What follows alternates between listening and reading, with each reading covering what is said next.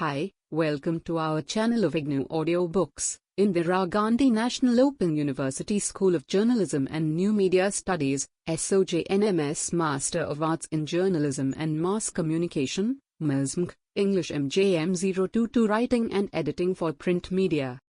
Block-1 Writing Skills. Unit 1 Basics of Writing. 1.0 Introduction. As a journalist, one of the important tasks you will have to perform is writing. In fact, for many of you it is a task you must perform spontaneously, effectively, and with accuracy. Writing, unlike speaking, is a complex process and competent. Writing, even for native speakers, is a difficult skill to be acquired. Few people can write spontaneously and fewer people are comfortable writing in formal contexts, keeping closely to word limits and formats, an essential requirement in journalistic writing. In this unit, we shall discuss in detail the writing process. We will discuss the methods of writing, which involve identifying the topic, gathering information on it, the purpose of writing, and the writer's block. When we begin writing, it is important to start with a thesis statement, followed by an essay map, adequate paragraphing and effective introductions and conclusions. We also must be aware of the various discourse types involved in organizing your writing: expository, descriptive, narrative or argumentative. Finally, we shall delineate the process of writing the drafts, reviewing, editing and proofreading. 1.1 Learning Outcomes. After reading through this unit, you should be able to discuss the methods of writing, organize your writing, and explain the basics of writing process.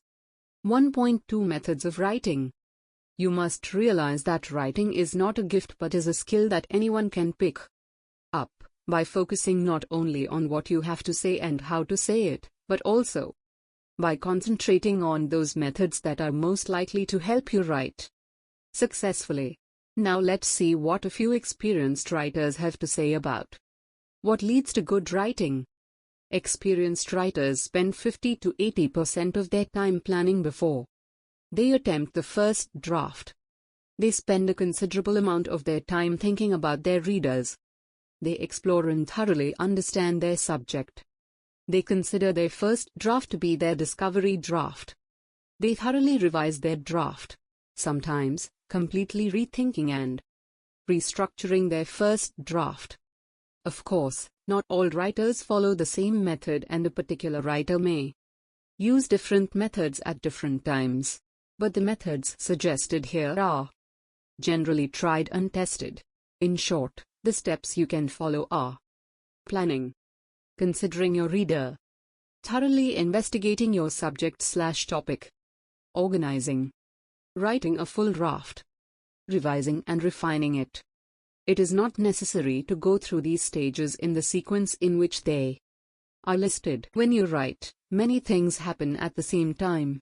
As you plan, you may find that you are thinking of facts and ideas that you may want to include in your draft. As you organize, you may find that you are once again exploring your topic. The steps that we have suggested are guidelines, not rigid rules. You may feel free to adapt them to suit your situation. Writing is commonly seen as a three-way process: pre-writing, writing and rewriting. This division might be an oversimplification, but it is a useful one to understand and practice. When we write, it is a good idea to think about three key elements: 1. Purpose, 2. Subject matter, 3. Reader/audience. You need to ask yourself, why am I writing this piece? Whom am I writing for? Where do I source the material for it? 1.2.1 Identifying your subject. Many of the topics you write about in the course of your job will be assigned to you, probably by your editor. Some editors will give you a detailed brief, others will give you a broad topic and leave you to fend for yourself. Most topics are like interesting landscapes that could tempt you to move in many directions all at once, and this is precisely what you need to avoid. You must learn to focus on that part which caters to the brief of your editor, your reader's interest and context of the situation. This will prevent you from researching in all directions and wasting time and effort. It is also important to know why you are writing about a particular subject. Does the situation demand it, or is it something that your editor asked you to do, or is it something you have a deep desire to write on? Knowing why you are writing will help you formulate a goal, do your research and organize your material. For example, supposing you want to write about English as a global language for an Indian audience, you need to be sure what aspect you are trying to concentrate on. Are you going to concentrate on the business benefits of knowing English, or are you going to focus on how Indians can work towards making their English more acceptable internationally? You need to identify and state your purpose clearly, because only then will your audience understand what you are writing about and why it is important to you and to them. You can identify and gather the information that is most relevant to your readers and your goal, otherwise you are likely to collect any and all information that is available.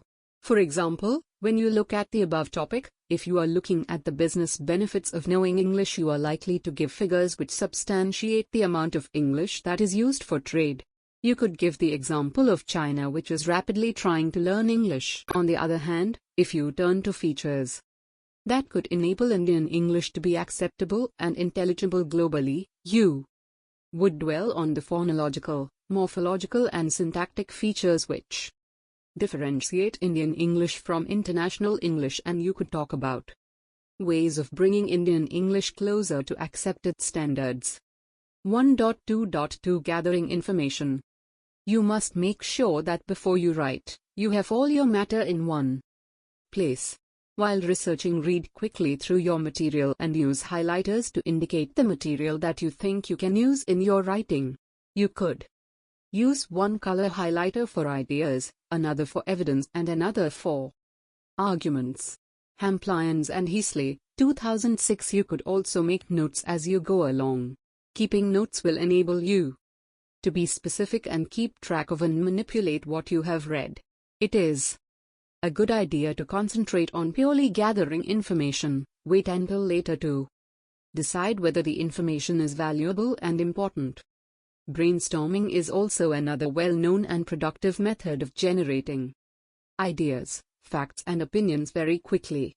Again, not all the ideas will be of equal quality or usefulness, but you can evaluate that later. Of course, brainstorming need not always be with others. It can also be an activity which you perform by yourself. Working by yourself is a little different from brainstorming in a group. You will need to motivate yourself to generate the same energy that usually accompanies a group activity. You can do this best by reviewing your materials and notes before you begin brainstorming. In fact, this session can be termed as a planning session, so it is important to keep track of ideas and information that you generate by yourself by making a list or speaking into a tape recorder. There is no need to write and speak in complete and connected sentences. Your goal is to generate as many ideas as you can through rapid thinking and free association. You can evaluate the ideas at a later stage. Another technique that you can use to help you recall ideas, information and arguments is to build an issue tree or a mind map. Brainstorming and note taking is a verbal technique that requires you to record your ideas in words. Issue trees and mind maps, however, are primarily visual. That is, as you think of ideas and information, you construct the visual display that arranges your information in a hierarchical structure. In this way, you can see each idea's relative importance and its relationship to other ideas. The issue tree. The annual award ceremony. Look at the screen. 1.2.3 Purpose. You must be very clear about what your text is going to be used for. For example, are you expected to write a report, a feature or a persuasive piece? Having a clearly stated purpose is like having a destination when you take a trip. Once you have decided on a destination, you can make the arrangements to reach it. So without a goal, your writing project will be a meandering collection of miscellaneous facts, with no focus or point. An explicit purpose statement will help you identify the steps that you must take to reach your goal. Concentrate your search for information/ideas on what is related to your purpose. 1.2.4 Knowing your reader. Once you know your subject/topic, the next most important question to ask yourself is who the reader is. The answer to this question will affect how and what you write. For example, if you are writing for experts and specialists, you could perhaps use some technical jargon and pitch your language and subject matter to a higher level. You also need to think about what the reader already knows and what he needs to know. You do not want to tell the reader what he already knows. Although you may refer to shared information from time to time, if you are giving information that is completely new, this information must be stated and explained with great clarity. It is a good idea to know the attitude of the readers as well. Are they likely to be provoked by the topic? If so, it is better to use more tactful language. In brief, you could ask yourself these questions about the reader. Is the reader an expert or a general reader? What does the reader already know about the topic? What background information might they need to know to understand the current situation? What does he need to know? What action do you want them to take? What is their attitude? Are they biased or do they have positive associations with your subject? 1.2.5 Managing the writer's block. As mentioned earlier, there could be days when we face what is known as the writer's block, when we find it difficult to generate ideas or find anything to say. Free writing is a technique that one could use on such a day. This is a technique where you write even when you have nothing to say. The object of free writing is to help you to recall and write about whatever is in your mind on the subject without editing, evaluating, or rejecting it. Free writing works this way. Begin by setting a time limit and start writing. Keep writing, no matter what happens. Keep your pen moving across the page. There is no need to edit, cross out or stop to think of a word or a sentence. Keep the words flowing and keep your mind and imagination moving. Some useful things would begin to happen once the words begin to flow. Solution and new ideas that are lurking in your subconscious will surprisingly appear. Whatever you do, don't stop writing until your time is up. You will be surprised to see that this exercise might produce highly relevant and useful ideas and information. Moreover, since you are less preoccupied about writing correctly, you have allowed yourself to be more fluent with words. Activity 1. Make an issue tree or a mind map on any one of following topics. I. Why stress hurts. 2. English as a global language. 1.3 Beginning to write. It is important to begin writing with more information than you think you will need.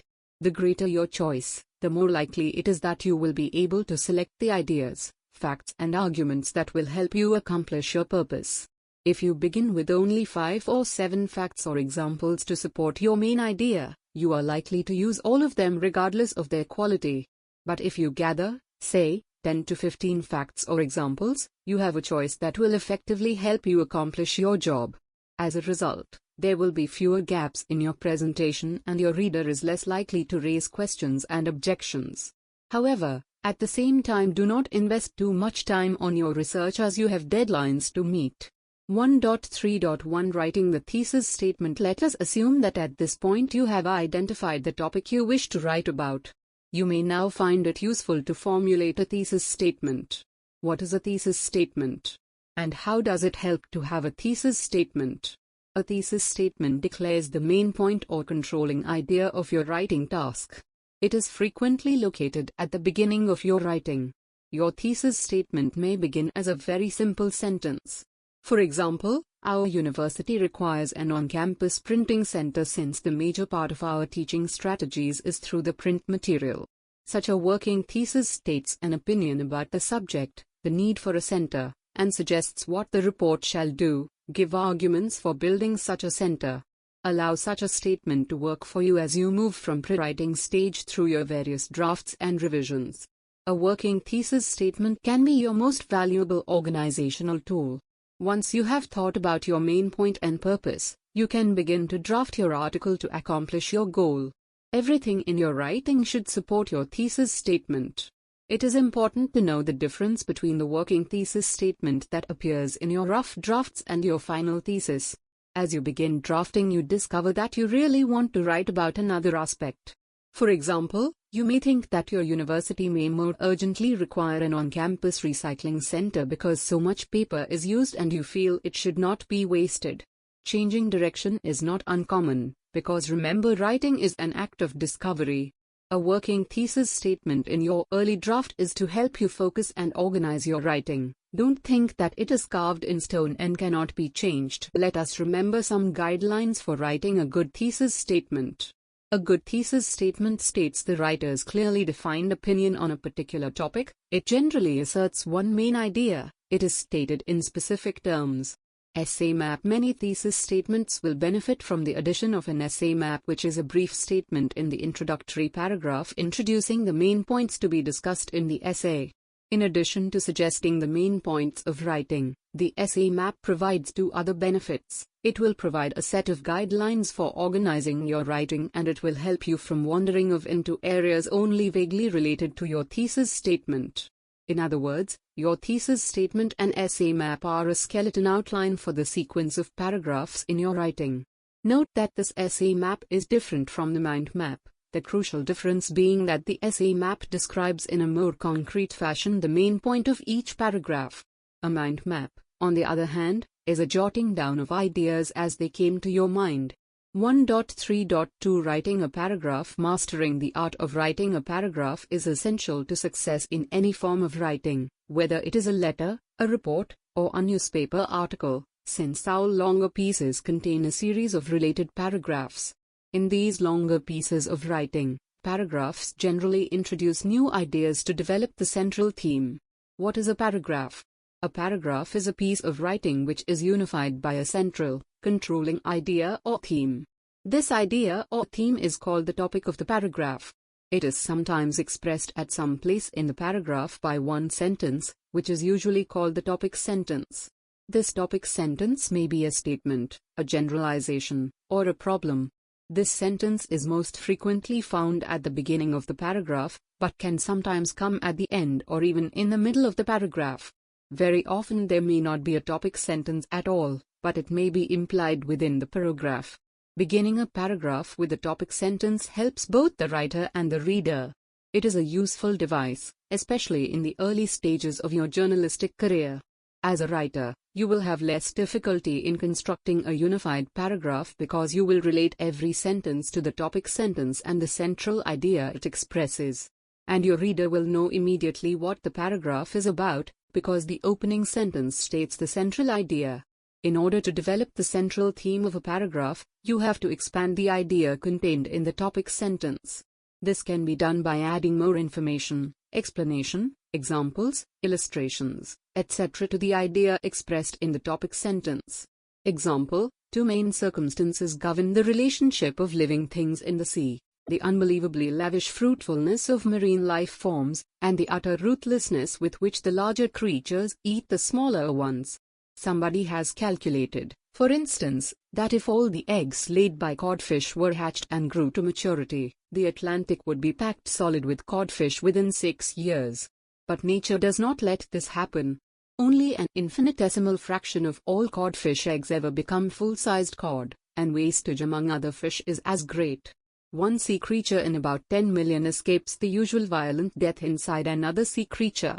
Analysis of the paragraph: one topic statement, two main circumstances govern the relationship of living things in the sea. 2. Elaboration of the topic sentence: the fruitlessness of marine life and the ruthlessness with which the larger creatures eat the smaller ones. 3. Illustration: the example of the codfish. 4. Summing up: only one sea creature in about 10 million survives. An effective paragraph requires more than a topic sentence and supporting details. It must also be coherent. In a coherent paragraph, the writer takes the reader logically and smoothly from one idea to the next. The reader must also clearly recognize that one sentence logically leads to the next.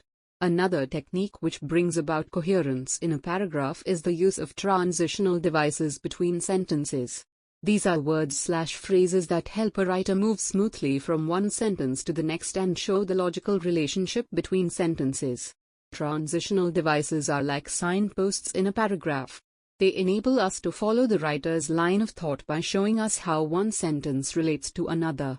The following list includes words and phrases that function as transitional devices: to express result, therefore, as a result, consequently, thus, hence. To give examples, for example, for instance, specifically, as an illustration. To express comparison, similarly, likewise. To express contrast, but, yet, still, however, nevertheless. On the other hand, to express addition, moreover, furthermore, also, to, besides, in addition. To indicate time, now, later, meanwhile, since then, after that, before that time. To express sequence, first, second, third, then, next. Finally, the order in which you present your paragraph is another decision that you have to make.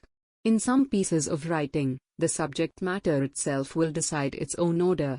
Other pieces of writing may not suggest such a natural order, in which case you have to decide which order will most effectively hold the attention of your readers. Often, writers withhold their strongest point until they reach the end of their writing. As you already know, each paragraph usually signals a major point in your discussion. These paragraphs should not appear as isolated blocks of thought but rather as part of a unified, step-by-step progression. To bring about continuity, you must link each paragraph to the one before it with transitional devices. Sometimes, instead of using transitional words or repetition of keywords, you can use what is known as idea hook. The last idea of the earlier paragraph may lead you smoothly into your next paragraph. 1.3.3 Introductions and Conclusions. The first few sentences of your writing are particularly important because they help to catch the reader's attention and make them want to keep on reading. Here are some suggestions for successful introductions. You could begin with an arresting statistic or shocking statement, a question, a quotation, a relevant story, joke or anecdote, an analogy or comparison, a contrast, a personal experience, statement of a problem or a popular misconception.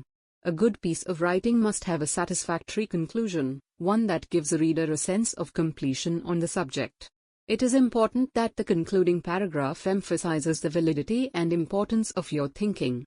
Here are some suggestions that might lead to some ideas for your conclusions: a restatement of the thesis statement, an evaluation of the importance of the subject, statement of the broader implications of your piece of writing, a call to action, a warning based on the thesis statement, a quotation from an authority, an anecdote, a rhetorical question that makes the readers think about the writer's main points. 1.4 Organizing your writing. One of the important skills that a journalist requires is a quick way of organizing their material. From a writer's point of view, organizing involves searching for a pattern of a sequence that is appropriate to your information, your goals, your reader's needs and your editor's brief.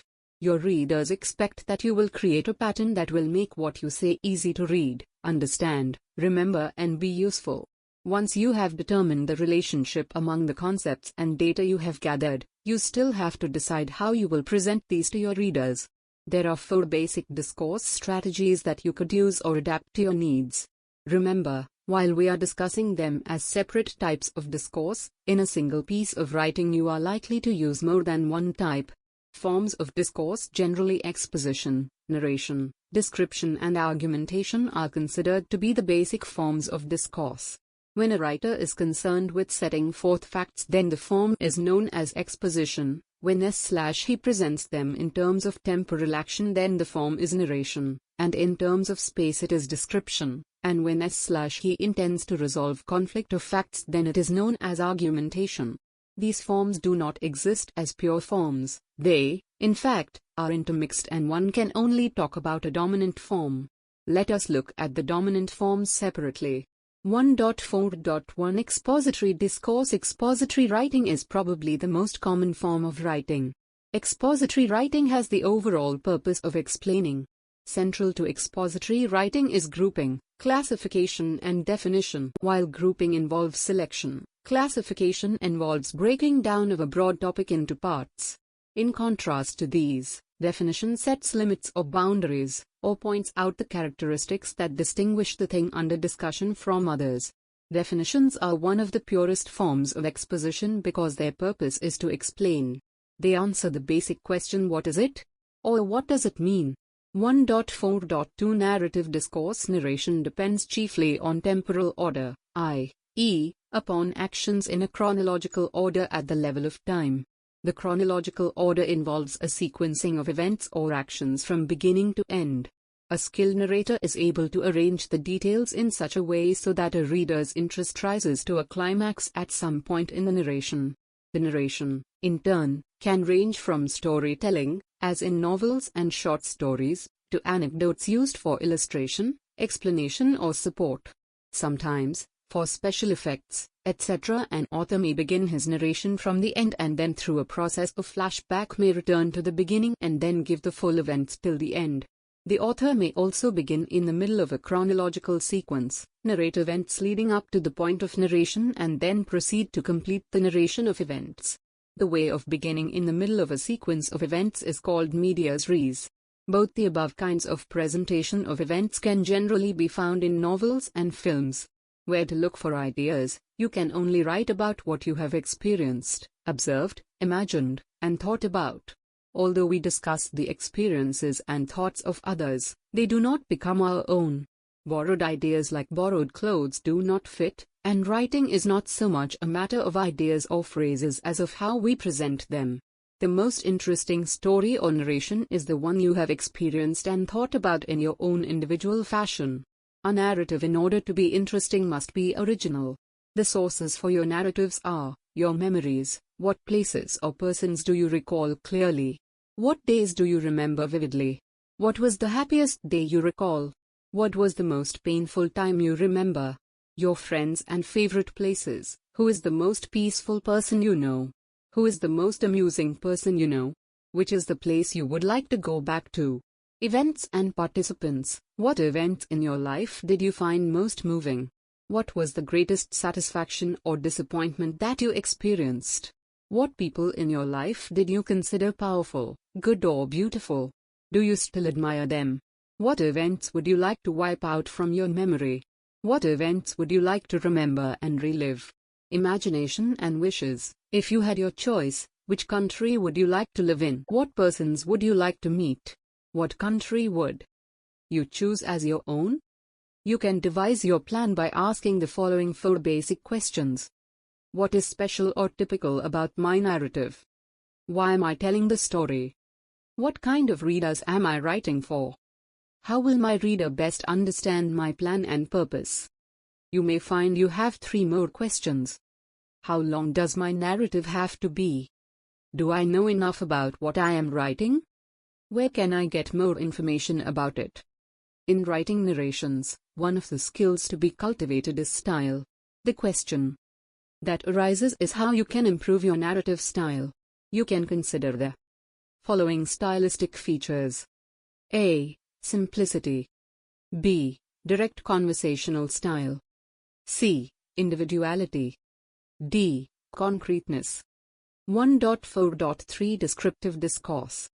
Description also involves narration, but of a different kind. It is a kind of picture-making, indicating what someone, something, or someplace, etc. looks like. All descriptions involve spatial dimensions. Any description would involve one of the 2 possibilities: either the description would proceed from a particular to the general or from the general to the particular. For example, a description of a painting could begin with a central focus on a particular detail and then proceed to other things that relate to it, thereby giving a general picture. Or one could also describe the picture in general terms and then focus on particular items within it. However, what is common to any kind of description is the spatial arrangement, i.e., the way things appear and the way they are arranged. It is analogous to the long shot, with diminishing distance leading to close-ups from various angles, and vice versa, by a film camera. Note that a description can be of people, places and processes. Activity 2. You have been asked by a tourist/travel magazine to introduce your city/town/village to foreign visitors. Write a physical description, including the location, layout, geographical and architectural features. Some reference to history may be appropriate. Your description must make your area sound interesting and attractive as a tourist destination. Write in 200 words. 1.4.4 Argumentative discourse. In argumentative discourse, the writer argues a case, or expresses an opinion, by looking at a problem from both the sides. Any structure representing argumentation must take into account the pro and con nature of the argument. Argumentation can be done in 3 different ways. First, one can give one's own arguments by taking an affirmative position. Second, one can give further evidence to counterbalance the arguments of an opponent. And, third, one can point out the fallacies in one's opponent's arguments in order to discredit them. Strong argumentation, therefore, demands perceptive reasoning and careful perusal of evidence in order to present one's own arguments or in order to belittle the opponent's arguments. However, this kind of writing becomes interesting when the writer has something to say. Your opinion still not be worth expressing until you have thought about the subject. The structure of an argument is shaped by the nature of reasoning. Reasoning here simply means moving from the basic propositions, through evidence, to a conclusion. There are 2 main directions of reasoning, induction and deduction. It should be noted that each of these approaches is usually used in combination with the strategies of narrating and explaining. A. Inductive reasoning. Inductive reasoning is a way of enabling us to make general statements from particular examples and evidence. It is therefore both a way of discovering and explaining. For example, if a teacher says no one in my English class has failed, the generalization can be accepted to be true since it is based on the observation of all possible examples. Even the generalizations based on a high degree of probability are true. Thus, doctors prescribe medicines on the basis of high probability, etc. When you use this pattern, you are taking your readers step by step through a carefully designed sequence of facts or ideas or a reasoning process, so that you can bring them to a conclusion that you have already reached. B. Deductive reasoning. When you use a deductive pattern, you can begin with the general concept and then proceed to sub-concepts or other specific details. This pattern is especially useful when you want to announce your conclusions or recommendations quickly. Then you can go on to provide necessary and detailed explanations. Doing this calls immediate attention to your most immediate point of concept, which is then followed by illustration or proof. It is rare that you will use one of these organizing patterns to the exclusion of others. It is possible that you will combine them in your piece of writing. 1.5 The writing process. So far we have been discussing some of the ways to organize our ideas. But sitting down to write a first draft is much more formal and intimidating than the writing you did while you were planning. Drafts require that you write in complete sentences and paragraphs, and that you pay some attention to the format and the organization you want the finished product to have. At this stage, you will be coping with questions of length, format, word choice, coherence, sentence structure, cohesion, paragraphing and format. The best way to tackle this is to understand how this process works. 1.5.1 Writing the first draft. Your first draft is an experiment, a test, to find out what you have to say. It is an attempt to build a rough framework of content, meaning, and form which you will improve on later. It is provisional writing. It encourages you to write quickly in an attempt to delineate the general meaning, content, and organization of your draft. When you finish, you will not have spent so much time and effort that you will be unwilling to change or discard part or all of what you have written. 1.5.2 Revising the first draft. Revising begins with a careful review of your first draft to find out if you have actually done what you set out to do. As a review, you will check how close you have come to achieving your original intention and where and how far you have fallen short of it. You are therefore concerned with what you left out, what you have included that you do not need, whether you can make this draft achieve your goals. Remember that revision is a thinking process that occurs throughout the writing process. It means looking at your writing with a fresh eye, looking at your writing in ways that will make you make more effective choices as you write. New ideas emerge, prompting you to revise what you have planned or have just written. Sometimes, new ideas will encourage you to begin an entirely new draft with a different focus or approach. Remember that revision occurs throughout the writing process. 1.5.3 Refining. Once you have settled on the major concepts you wish to include in your first draft and the way you would organize them, you can shift your attention to the next level. Look at your examples, illustrations, and evidence. Do these support the main ideas? Do the subsections follow up each other logically? Do your examples really exemplify and explain? This is a good time to look for gaps in your writing. Is there anything missing? Now is the time to add explanations and details without having to rewrite the whole draft. 1.5.4 Editing. Editing is a careful reading of the draft to ensure that everything is the way you want it to be and there are no mistakes to embarrass you. Editing will be easier if you know how to go about it and what to look for. Let's concentrate on what you should look for. Looking at paragraphs, this is the time we ask the following questions. Is the paragraphing logical and visually appropriate? Is there a topic sentence which states the main idea of the paragraph? Are the sentences related to each other? By this time you have probably stopped adding new material. You are now trying to make your writing concise and clear sentence by sentence. 2. Sentences. You need to read your text sentence by sentence. Are the sentences related to each other? Are the tenses correct? Is the pronoun referencing correct? Are there any dangling modifiers? 3. Vocabulary. It is a good idea to focus at this stage on the words that you used. Do the words mean what you want them to mean? Will your readers understand what you wish to state?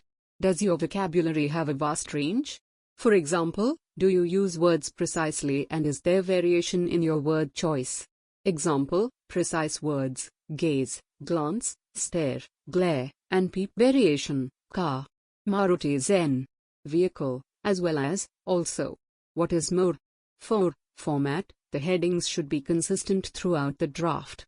That is, all main headings should have the same typography, spacing and placing. All subheadings should also be alike. V. Indentation should be consistent throughout the draft. Y. Visual aids. Take a close look at all the visual aids including graphs, charts, tables and drawings. See that they are at appropriate places in the text. Be sure each visual aid has a title that explains what it is. 1.5.5 Proofreading. Proofreading is more than rereading. It is a careful word-by-word or line-by-line review of your first draft to make sure that everything is as it should be. We give you some tips and techniques to make your proofreading sessions more effective. Concentration. When you proofread, you need to concentrate. This means getting rid of distraction and potential interruptions. 2. Don't rely entirely on spelling or grammar checkers on the computer. These programs work with a limited number of rules, so they cannot identify every error. 3. Read slowly and read every word. 4. Check the punctuation. Pay attention to capitalization, missing or extra commas, colons and semicolons used incorrectly. 1.6 Summary. In this unit, we have introduced you to the techniques of good writing. This will stand you in good stead no matter what particular aspect of media you get employment in, since writing is an essential part of a journalist's job. We have discussed in some detail the methods of writing, overcoming the writer's block, writing a thesis statement, elaborating on it and writing effective introductions and conclusions. We have also introduced you to the various discourse types: expository, descriptive, narrative and argumentative.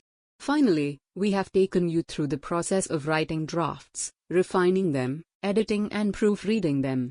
We hope you find the unit useful and interesting. See you with the next chapter.